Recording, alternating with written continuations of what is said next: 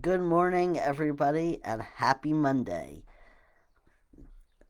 I'm so glad that you're here with me today. For those of you who are tuning in for the first time, watching the replay on YouTube, or are not familiar with my work, my name is Jack Oree. I am a young adult author and parenting coach who works with the parents of trans and families of transgender kids to help them stop stressing about their kids' transition and start building or rebuilding that authentic relationship with them that they want that can last a lifetime.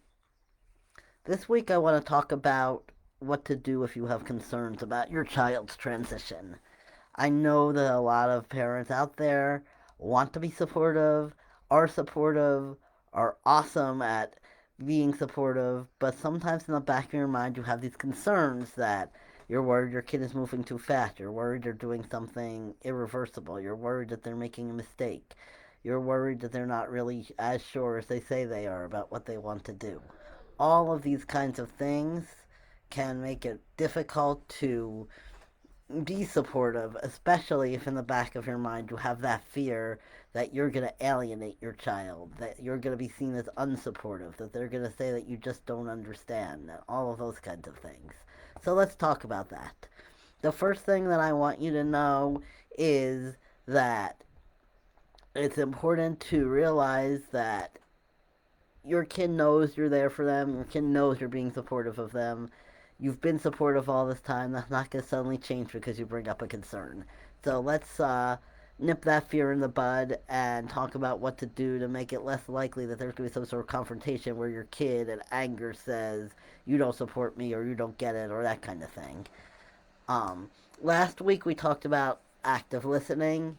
If you have these kinds of concerns, I encourage you to start by reviewing that video because active listening is be part of our strategy here. We don't want to just stay at the listening level, right? Because then you're not communicating your concerns.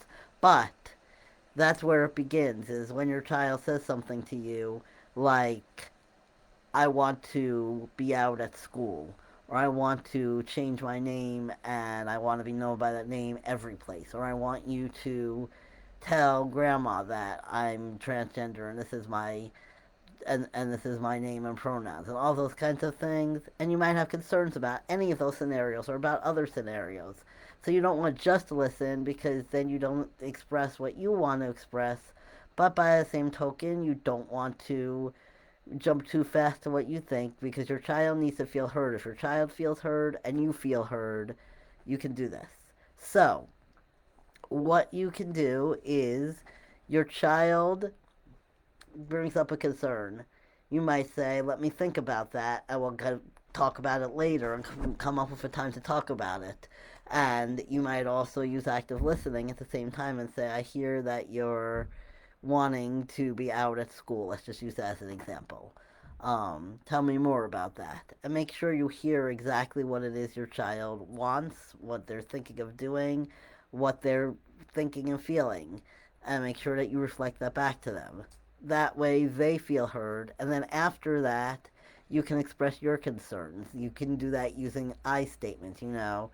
Don't don't use you statements, which are statements that start with the word you, because that can come off as accusatory or unsupportive. So your child wants to be out at school, you've done the act of listening. Don't say you're moving too fast or you want to be out of school and it's a bad idea or anything like that because that's going to impede communication. But what you can say is after you've finished hearing them thoroughly, you can say, okay, I hear and we've discussed that you want to be out of school, but I'm worried about that. I'm not comfortable with that, and here's why. And then you could explain your own feelings and let the conversation go from there and see what your child says. And it does take some skill to go back and forth between active listening, expressing yourself, active listening, expressing yourself, especially when emotions get heated, because your child might get upset by what you have to say, and then you might get upset by what they have to say. But what you want to do is model not letting your emotions be in control. And so you might want to take some breaths. You may want to take a second to just absorb what they're saying and then repeat back to them what you're hearing, and then you can say, I don't like what you're saying. Or if you don't like the way they're saying it, and they're saying something like, you never support me, or you just don't get it, or something, you can say something like, I hear that you're angry. I don't like the way you're talking to me. I don't like the way you're expressing that. I don't think it's true that I never support you.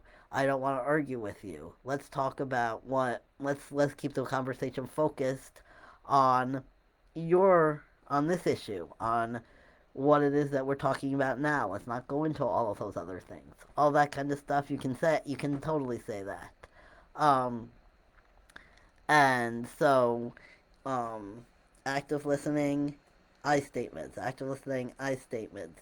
And then the third thing you can do is you can try doing some negotiating with your child. You might say, okay, so you want to be completely out of school. I don't feel comfortable with that. Let's see what we can come up with that works for both of us. And then, and I've talked about this a little bit in previous videos as well. What you do is you get a whiteboard or a piece of paper or um, something, or use an app on your phone or something, whatever works for you guys, and you do a brainstorming session where they say ideas and you say ideas. You write down everything, no judgment, no saying no, that won't work, no saying that's a ridiculous idea or anything like that. You just write down every idea, and after the ideas are written, you read through all of them, and if there's any that's an absolute no that would not work under any circumstances, then you cross that idea out. So if one of the ideas is I dress more masculine or feminine or whatever, or androgynous, whatever their gender expression is, at school, and you don't say a word, and you don't feel that's a workable idea, then you can say no to that, and that's crossed off. If one of the ideas is, I'm not out, you're, I'm not out at school at all, and we're only out at home and to good friends, and your child's like, no, that's not acceptable to me, cross that off. And then you look at the ideas that are left, and you talk about each of them, you rate each of them, and you guys just agree together to try an idea for 2 weeks, see how it works, and then check back with each other to see if you need to discuss this further. So, pretty much, this is this is one of those things that sounds easier than it is. And what I'd love to do is I'd love to do some role plays with some of you guys. If you want to do that later in the week, we could go live together, or we can do that over Zoom or something and record it and put it on here for everyone else to see, so that we can practice. And I think that'd be helpful for the whole group. But um, basically, what um, what the method is first use active listening, then use I statements to say how you feel, switch back to active listening for your child's response, keep using those I statements to say how you feel about the issue, help your child stay focused, don't get caught up in emotion, and if possible, negotiate. Let me know if you try any of this, let me know how it works for you, and let me know if you have any questions. And like I said, if anyone wants to do any role plays, we can definitely set something up for this week. And I will be very glad to talk with all of you further. I hope you're having a great Monday, and I will talk with you soon. Again, I'm Jack Oree. I am a parenting coach who works with the parents and families of transgender people to help them stop stressing about their kids' life choices and start building that authentic relationship that can last a lifetime. I hope this was helpful, and I hope to hear from you soon.